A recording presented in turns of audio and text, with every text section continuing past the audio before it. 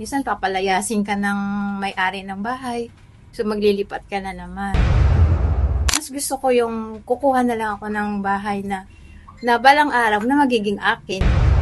Kaysa yung mangungupahan ka lang na walang kasiguraduhan na magiging sa iyo.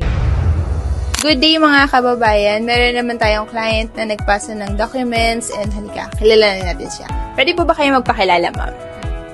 Ako si Rachel Belaran, 45 years old. Nagre-rent po ba kayo? Opo, bali 30 years? Magkano po yung rent niyo, ma'am? 2K. Mahirap po mag-rent, no, ma'am? Mahirap kasi wala kang kasiguraduhan eh.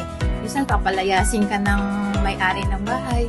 So maglilipat ka na naman. Ano pong masasabi niyo, ma'am, sa mga followers namin na nagre-rent din, tapos ngayon kumuha na ng sariling bahay? Masasabi ko lang, kagaya ko na mangupahan, mas gusto ko yung kukuha na lang ako ng bahay na balang araw na magiging akin kaysa yung mangungupahan ka lang na walang kasiguraduhan na magiging sa iyo. Ano pong nagustuhan nyo kay Dana Model po? Nagustuhan ko yung Dana kasi malaki siya, tapos may taas, tapos maganda yung sa likod niya, malawak yung sa likod.